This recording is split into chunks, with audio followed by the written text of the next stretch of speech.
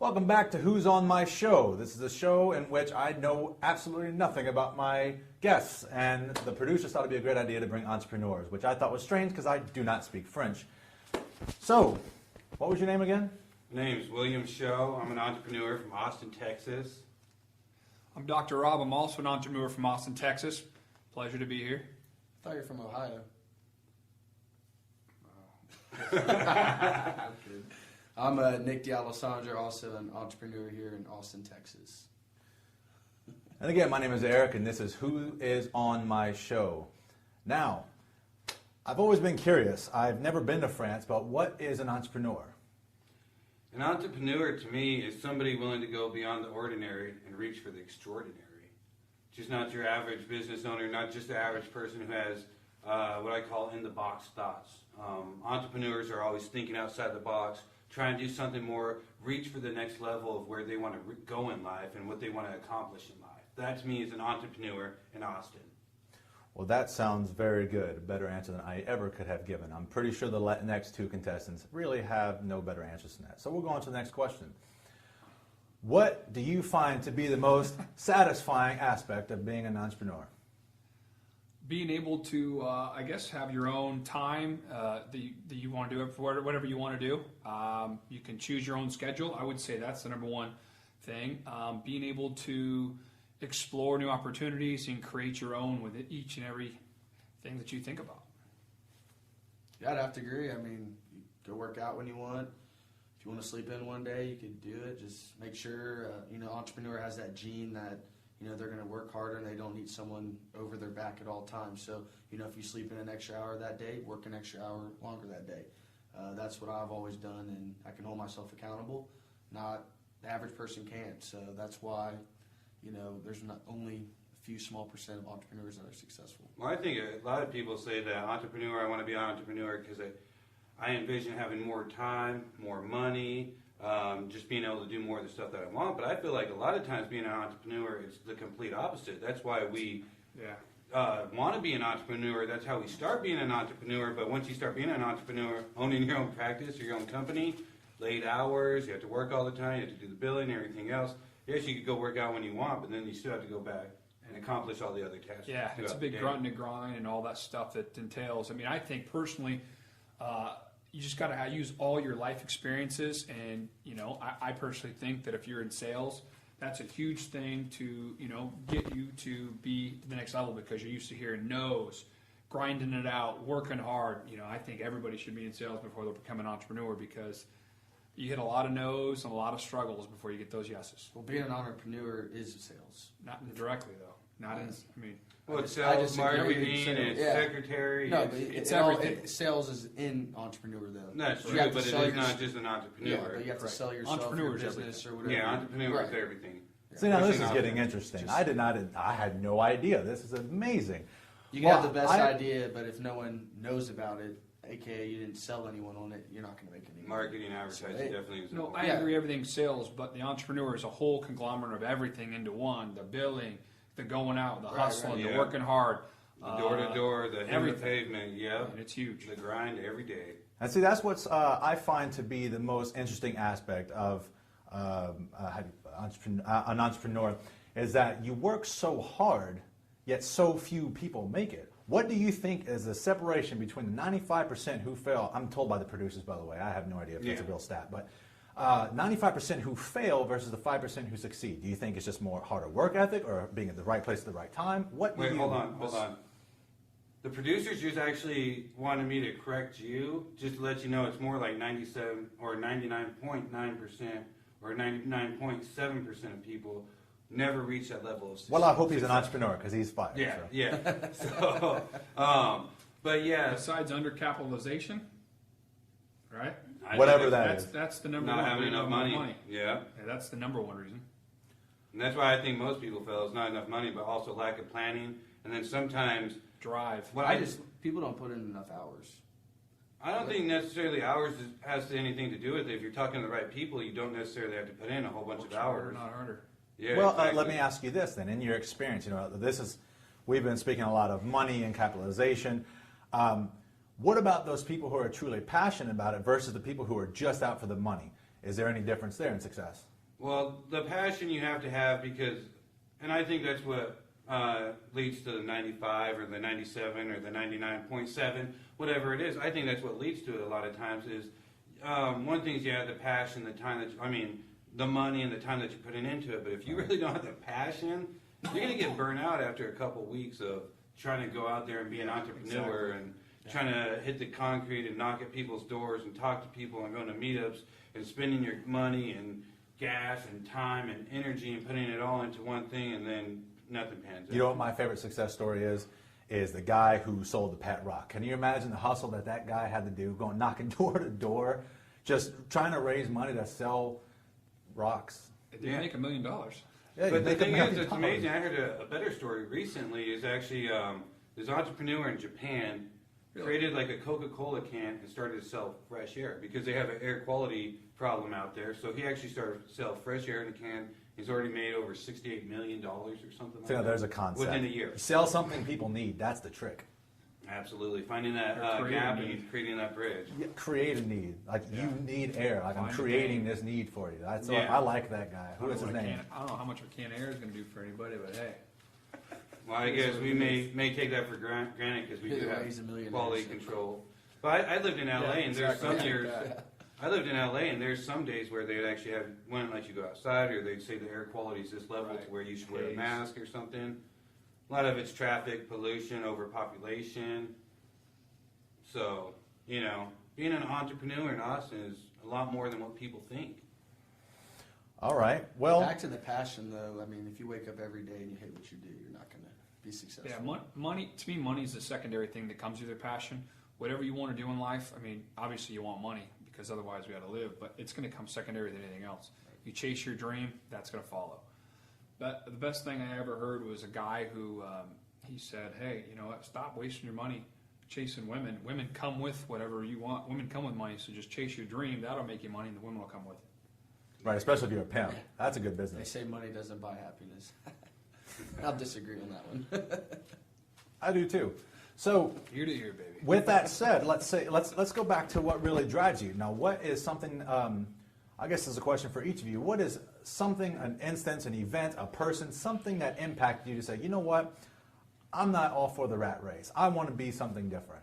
What is something or someone that has impacted you in that manner?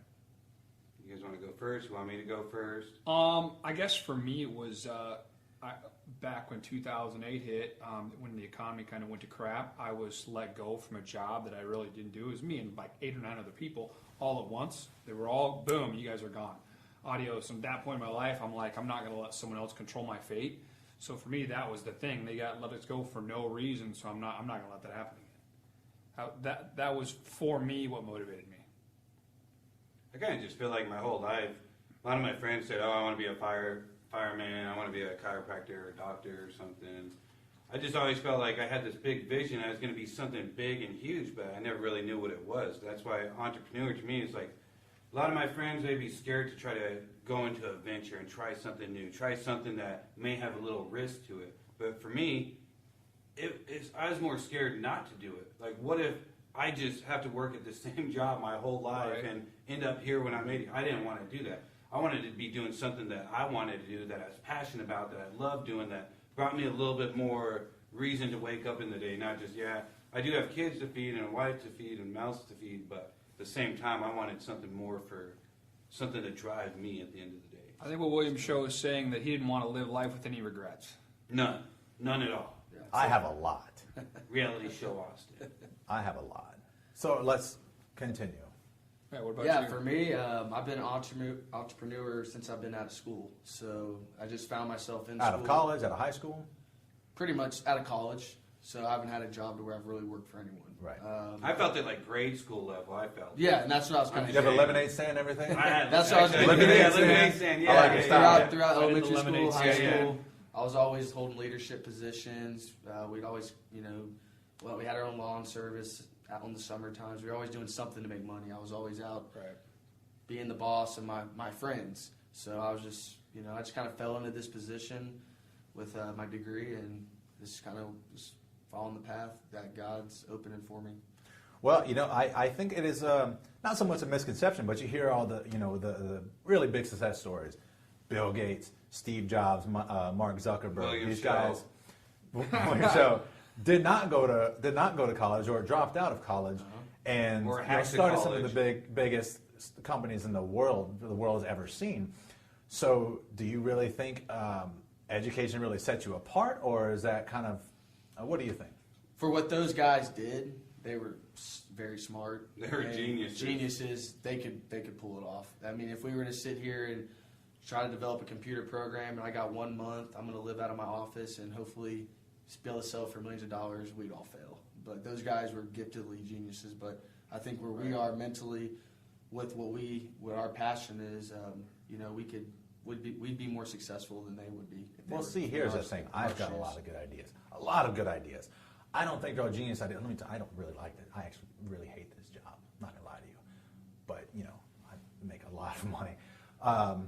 But I've always wanted to do something. Do you have to be a genius and create the next big thing, huge momentum building, just that thing to be successful? I mean, is that the difference between the 3% and 97%?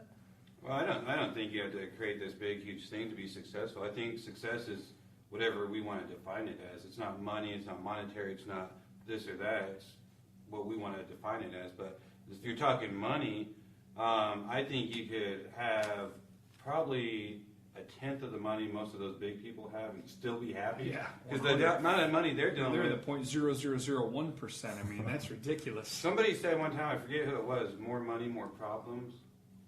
I think it was a rap song. Yeah. Could have been, Kenny, I'm not sure. that's Kenny. Kenny not Chesney? Yeah, he's a great Kenny- rapper. Kenny Kenny G. Chesney. Kenny. So, welcome back to Who's on My Show. I still am kind of trying to grasp the idea of what an entrepreneur is at 47 years old. I feel like I should have an idea of what that is. So, as we're getting back to it, we're discussing having the next big momentum building, just enormous idea. Is that what it takes to really make it? I don't think so. Well- You can copycat a lot of things and be successful. I mean, and still make it. I mean, we're not talking about being Mark Zuckerberg or Bill Gates, but you can still definitely make it, be an entrepreneur, and be successful.